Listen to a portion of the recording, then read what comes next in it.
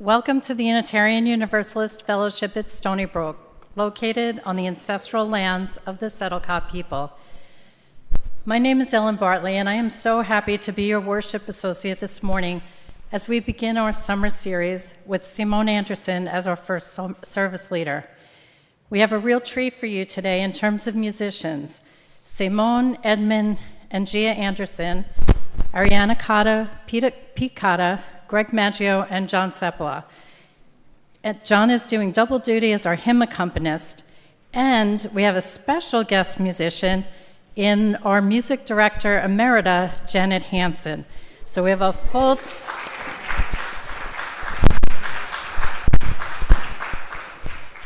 And our tech team who sees us through all of this, Rob Pond, Linda Cortese, and Rich Hall. Whether you're here in our sanctuary or attending online, we are one congregation worshiping together. So let's all say hi and wave to each other. The camera is up on your left. A special welcome to those of you who are here or visiting for the first time. We are so glad to have you here and look forward to getting to know you. If you're comfortable doing so, would you raise your hand so we can see you and be able to greet you personally later? Welcome. Welcome. And just a note to not just newcomers, but anyone who's joined us since last summer. We have a long-standing tradition here of having our summer services led by members of our congregation who share different aspects of a central theme. This summer theme is about all aspects of change. Not only does this process help us examine a theme from many different perspectives, but it also helps us to get to know one another on a deeper level. Please plan to join us after the service for coffee, tea, and conversation. For those who are with us online, if you sign off after the service and return to the website, you will find the link for joining our small group chats. Whether here or online, you will find friendly folks who can help you find answers to questions you may have. At any time during the service, we invite you to place a pebble into the container of water on the side table. This practice comes to us from the congregation of the Great South Bay. Our two congregations merged together last year. This ritual symbolizes the expression of a joy, a concern, a promise, or a release, and sends ripples of your intention out into the world, connecting your intention with those of the intentions in our community. Please make sure your devices are silenced so that we may enter into the sacred space of worship with the sounding of the morning bell.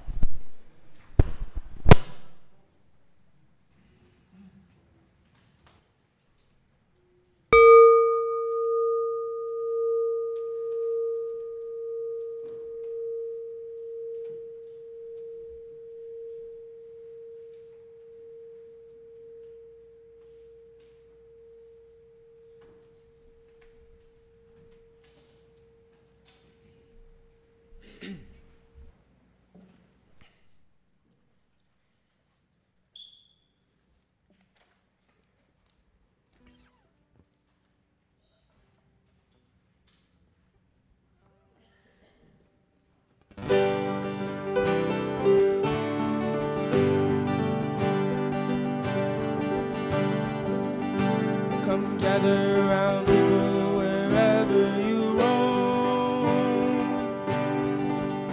and admit that waters around you have grown, and accept it that soon you'll be drenched to the bone. If your time to you is worth saving, then you better start swimming or you'll sink like a stone. For the times they are a-changing. Come writers and critics who prophesize with your pen, and keep your eyes wide, the chance won't come again. And don't speak too soon, for the wheel's still in spin. And there's no telling who that is naming. For the loser now be later to win. For the times they are a-changing. senators and congressmen, please heed the call. Don't stand in the doorway, don't block up the hall. For he that gets hurt, for he who is stalled. There's a battle outside and it's raging.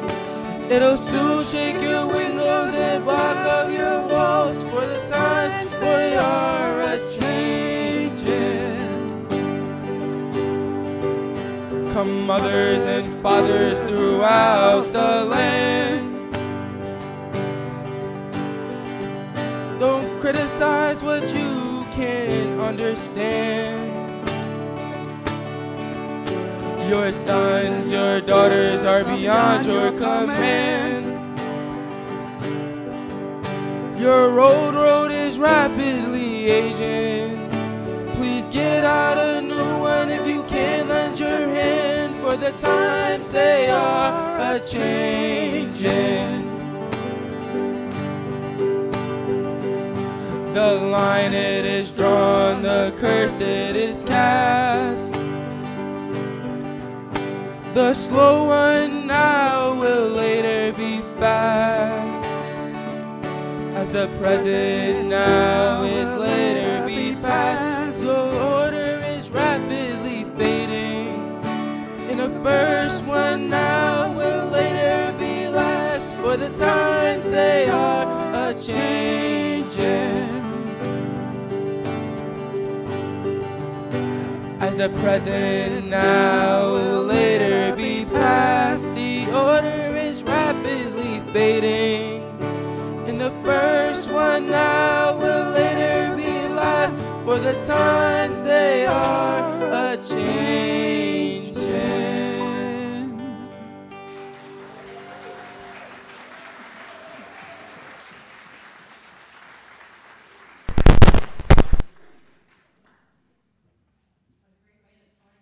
Series on change. Darlene Anderson and Janet Hansen, mother and grandmother of our service leader Saimoen, will light our chalice this morning. If you are joining from home, please feel free to light a chalice or candle as we kindle our flame in the sanctuary. Our words this morning are a responsive reading, Holy is This Place by Maureen Killeran. You can find the words with your order of service. I will read the words in plain type and invite you in the sanctuary to respond with the words in bold. For those participating from home, the response is in yellow type. Blessed is this ground on which we stand. Holy is this place. Holy are the places of memory, the places which have formed us, where we store the icons of success and shattered dreams and gather threads and pieces of what we would become. Holy are the places of the dream, the places over the rainbow, where all children are wanted and all people are fed, where colors are the source of celebration and youth and age come to the table as one. Holy are the places of change and of pain, the places of our struggle, where the rivers of our lives run white and fast, and we hold on, and grow.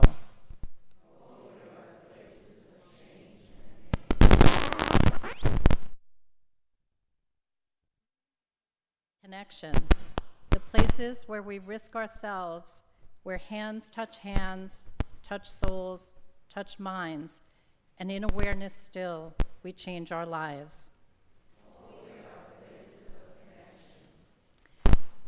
Holy are the places of becoming, the places of clear vision, where life and world are intertwined, and we can forever see in this moment and give thanks.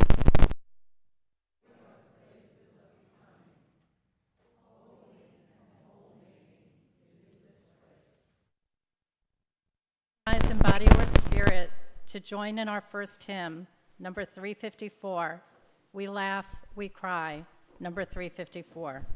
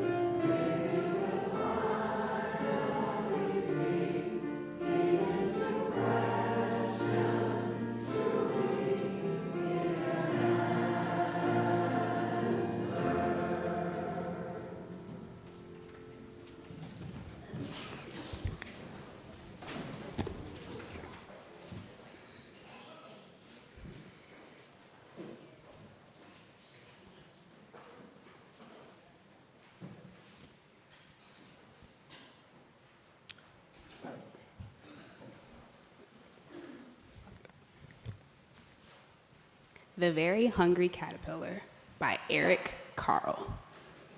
In the light of the moon, a little egg lay on a leaf. On Sunday morning, the warm sun came up and pop! Out the egg came a tiny, very hungry caterpillar. He started to look for some food. On Monday, he ate through one apple, but he was still hungry. On Tuesday, he ate through 2 pears, but he was still hungry.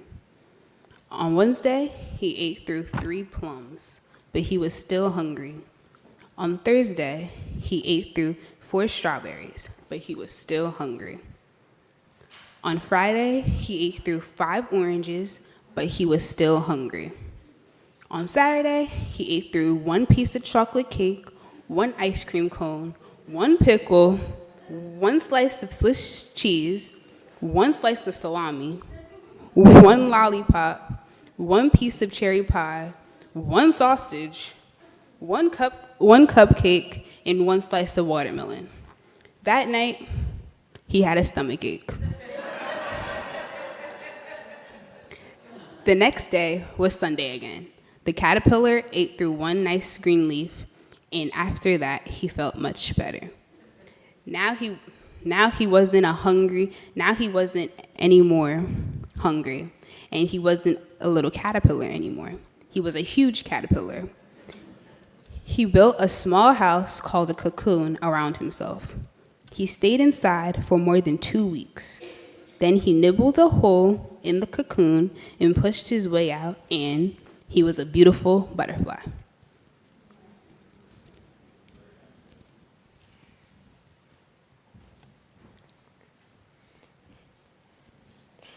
We invite you now into a time of shared meditation. We will begin with the reading from Ecclesiastes chapter 3, verses 1 through 8. We will then enter a period of silent meditation. John will bring us out of the silence with hymn number 123, Spirit of Life. This is in the gray hymnal. If you aren't familiar with this hymn, you may want to open it now to number 123. There is a time for everything and a season for everything, activity under the heavens. A time to be born and a time to die, a time to plant and a time to uproot, a time to kill and a time to heal, a time to teach down and a time to build, to tear down and a time to build, a time to weep and a time to laugh, a time to mourn and a time to dance, a time to scatter stones and a time to gather them, a time to embrace and a time to refrain from embracing, a time to search and a time to give up, a time to keep and a time to throw away, a time to tear and a time to mend, a time to be silent and a time to speak, a time to love and a time to hate, a time to war and a time for peace.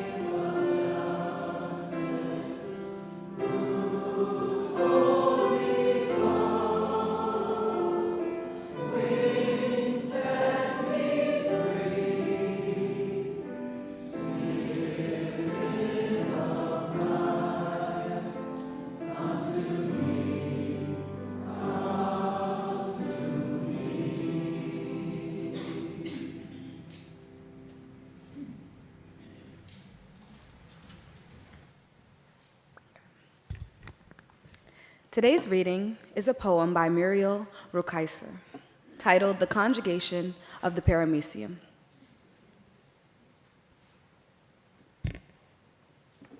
This has nothing to do with propagating. The species is continued, and as so many are, among the other creatures, smaller creatures, by fission. And this species is very small, next in order to the amoeba, the beginning one. The paramecium achieves, then, immortality by dividing. But when the paramecium desires renewal, strength, another joy, this is what the paramecium does. The paramecium lies down beside another paramecium. Slowly, inexplicably, the exchange takes place in which some bits of the nucleus of each are exchanged from some bits of the nucleus of the other. This is called the conjugation of the paramecium.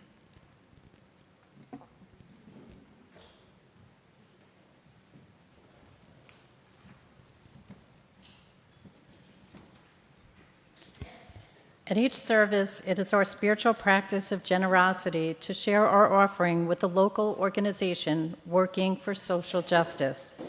As you can imagine, needs right now are great in so many areas. Today and for the month of July, the social justice portion of our offering will be shared with Community Solidarity, a grassroots organization that collects and shares produce and vegetarian groceries with thousands of people across Long Island at their food share sites. They have no warehouses, no tractor trailers, and no employees. Volunteers distribute millions of pounds of fresh produce, which they have collected, thus providing for the nutritional needs of over 6,500 people each week. Community Solidarity believes that food is a human right, and they live into that vision at their food shares. Some of their volunteers are friends and members and even youth of our own congregation. If you're interested in learning more, Laura Lesh would be glad to tell you about all their good work during coffee hour. Please give as generously as you are able in support of both the fellowship and Community Solidarity. For those online, the link to donate is in the chat. The offering will be greatly received.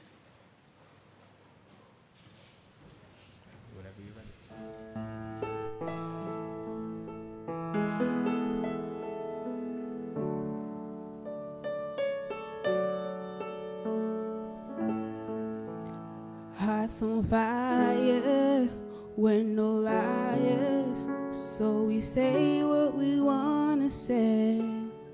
I'm awakened, no more faking, so we push all our fears away. Don't know if I'll make it, cause I'm falling under. Close my eyes and feel my chest beat it like thunder. I wanna fly, come alive, watch me shine.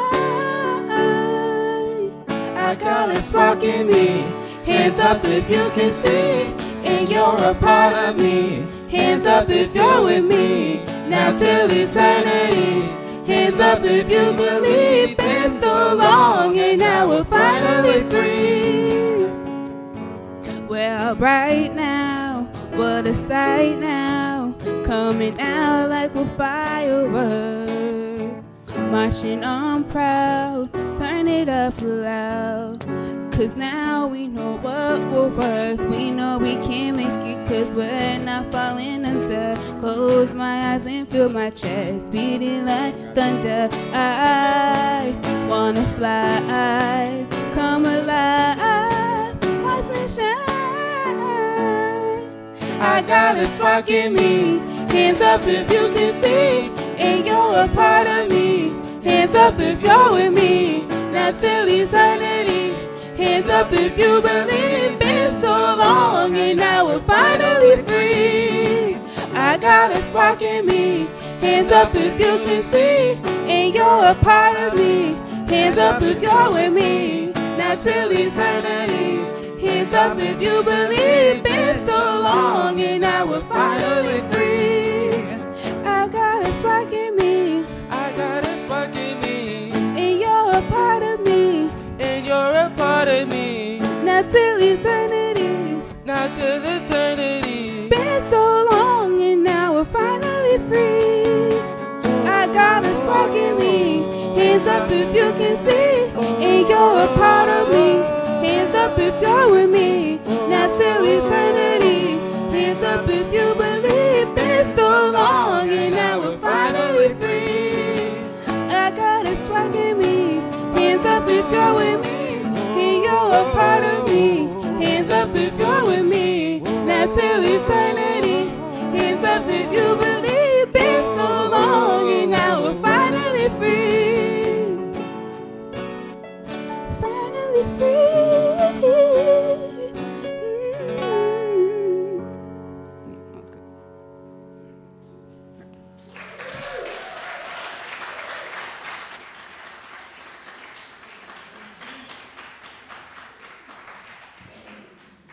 I told you were in for a musical treat today, right?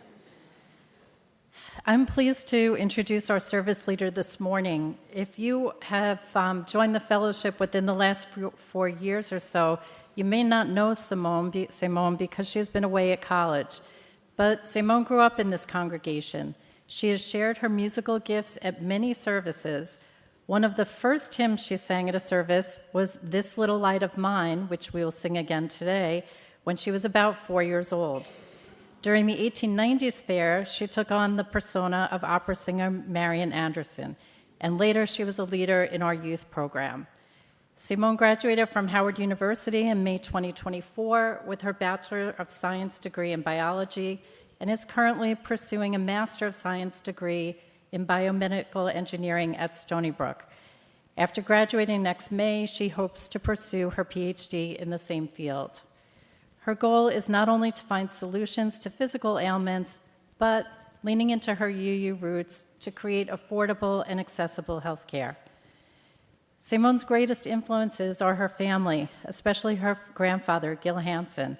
They have encouraged her to explore the world around her, take action, create solutions, and shed light on improprieties. And although I'm told that she may squabble with her siblings, Gia and Edmond, no one has their backs more than Saimoen. Welcome back to the pulpit, Saimoen.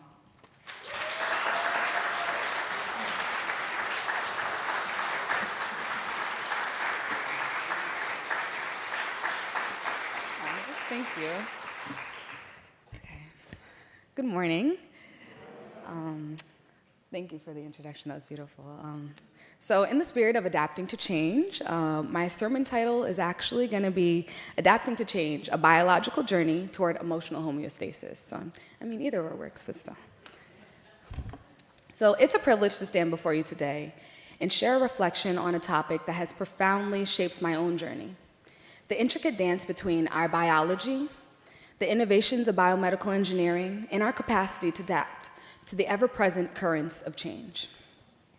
My journey toward STEM started with the fostering of my love for science with my grandpa. Walking and asking questions were the main conditions as a geologist granddaughter. From a young age, my grandfather instilled in me the revolution of science. How a question can turn into a theory into an experiment into medicine, or a device that changes global livelihood.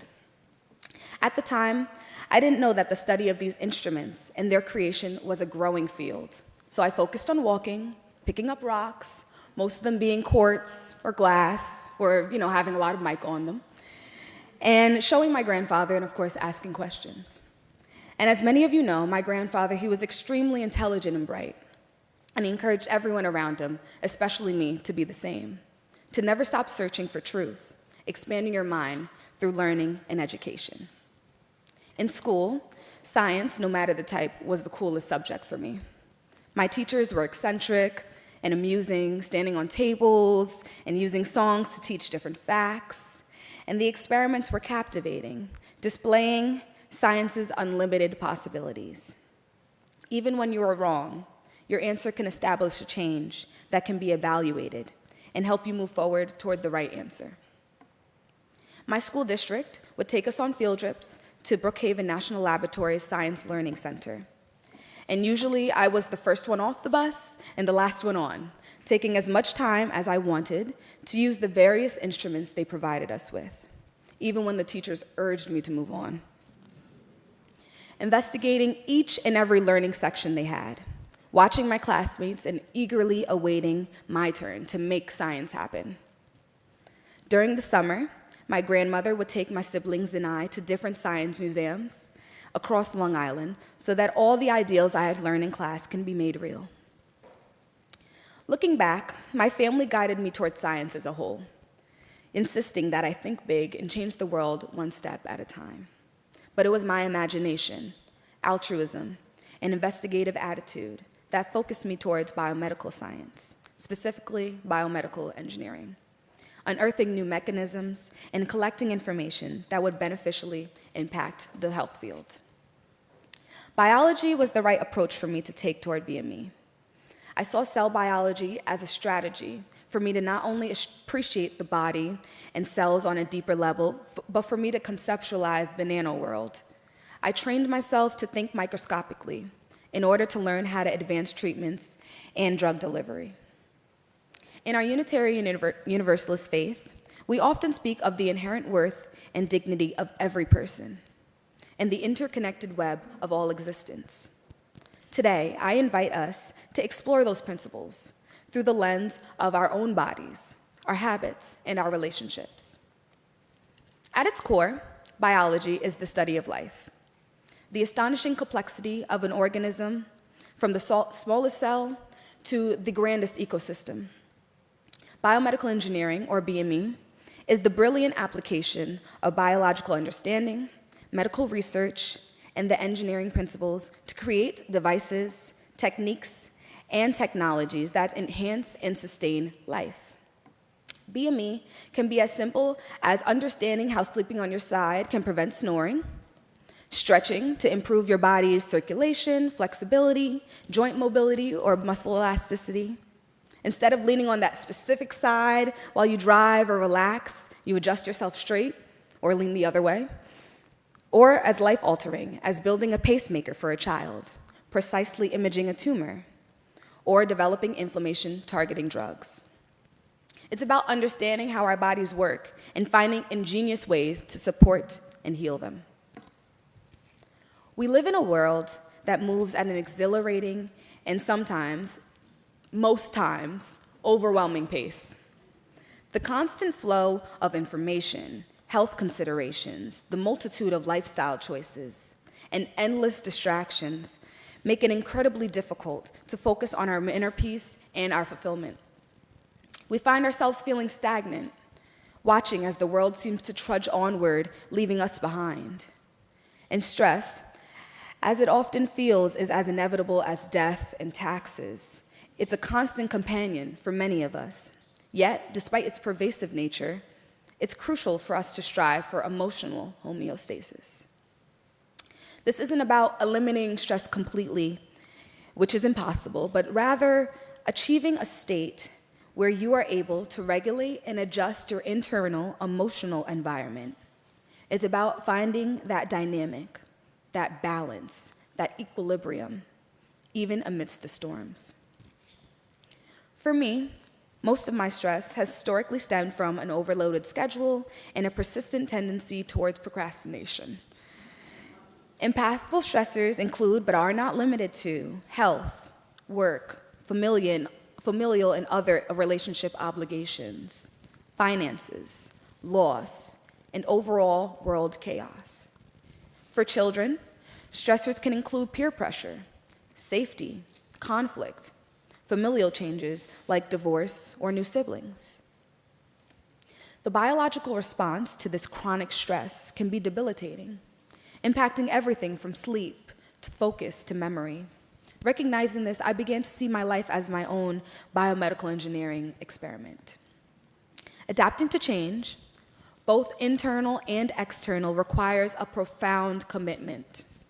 It demands acceptance of what is, discipline to cultivate new ways of being, accountability to ourselves and our commitments, and perhaps most importantly, grace.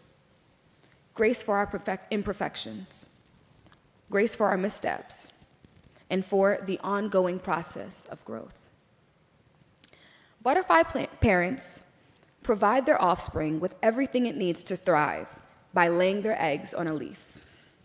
To caterpillars, not only are leaves nutritional, but they act as protection, shelter, camouflage, and assist in their metamorphosis. And as soon as the very hungry caterpillar was born, it quickly became distracted with the delicious but unfulfilling produce and foods, despite being on the very thing it needed for its survival, the leaf. The caterpillar ate healthy and unhealthy foods alike, and these distractions, like many others, left the caterpillar unsatisfied and detoured it from its true purpose. It wasn't until it returned to its roots that it found fulfillment. This reminds me of the Spirit of Life lyric that we all cherish. You can sing it with me. Roots hold me close, wings set me free. The roots are not just connected to the tree, but is an analogy of the leaf that supplies for the caterpillar's future adaptations. And after that transformation, their wings free them, enabling exploration of the world. Refining habits for emotional homeostasis is truly a journey of trial and error. It's an experiment that works specifically for you. For instance, I realized that my own productive work happens in the early mornings, before the day's demands fully begin. This isn't just about willpower. It's about understanding my own biological rhythms and engineering my schedule to align with it. I also learned that breaking down larger, daunting tasks into smaller, manageable chunks reduces the overwhelming feeling that triggers procrastination. This is a form of cognitive engineering, adapting my mental approach to better suit my brain's natural tendencies. And here's where the beauty of our interconnectedness comes in. We don't just invent these solutions in isolation. We can take pieces from our family, our friends, children, colleagues, and yes, even our foes. We observe, we learn, we adapt. Perhaps a friend's consistent meditation practice inspires you to try mindfulness. Maybe a colleague's disciplined approach to setting boundaries helps you protect your own time. Children may de-stress through quality time, affection, creative activities, promotion of healthy habits, and coping mechanisms such as open communication and routine, which we should all be taking note from. And we can't forget utilizing the fellowship's many resources like labyrinth walks, Tai Chi classes, pastoral associates, and eccentrics, to name a few. These are all forms of social engineering, where we borrow and integrate beneficial traits from our community. And this brings me to the fascinating biological phenomenon of bacterial conjugation. This occurs when genetic information of a bacterium is directly transferred between bacteria through physical contact. This transfer allows for the sharing of beneficial traits, like antibiotic resistance or the ability to metabolize new compounds. It's a direct and intimate exchange that enhances the survival and evolution of the bacterial community. As humans, we can deeply relate to this interaction. The transmission of information, the exchange of goods and services, the profound impact of our connections in community, all of this harvests an environment of renewal. When we lean on one another, we can truly learn from one another, and we can facilitate a higher evolution of the spirit. Just as bacteria share their genetic material to adapt and thrive, we share our experiences, our wisdom, our vulnerabilities, and our strengths to collectively grow. Our community becomes a channel for emotional and spiritual conjugation, allowing us to build resilience, cultivate compassion, and find our own unique path to peace. So, as we navigate the complexities of our lives, let us remember the wisdom embedded in our very biology. Let us be curious biomedical engineers of our own habits, constantly experimenting and refining what works for our unique selves. And most importantly, let us embrace the power of our community, engaging in that beautiful human conjugation of shared experience, knowing that by learning and leaning on one another, we truly evolve, finding greater balance, deeper peace, purpose, and a more profound sense of belonging. May we all find our way toward emotional homeostasis, adapting with acceptance, discipline, accountability, and grace, always connected in the web of life. Amen, and blessings flow.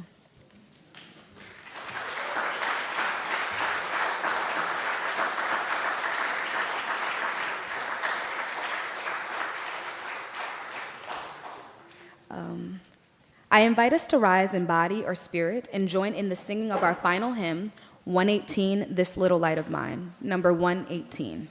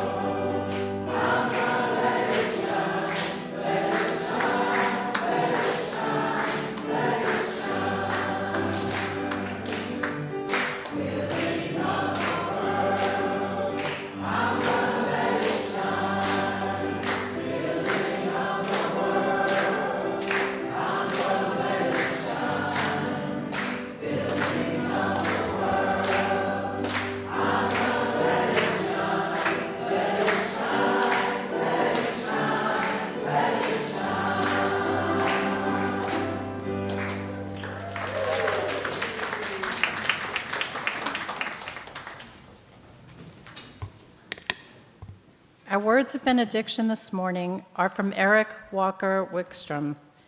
The purpose of this community is to help people grow. If you are who you were, and if the person next to you is who she or he was, if none of us has changed since the day we came in here, we have failed. The purpose of this community, of any church, temple, zendo, or mosque, is to help people grow. We do this through encounters with the unknown, in ourselves, in one another, in the other, whoever that might be for us, and however hard that might be, because these encounters have many gifts to offer. So may we all go forth from here this morning, not who we were, but who we could be. Amen.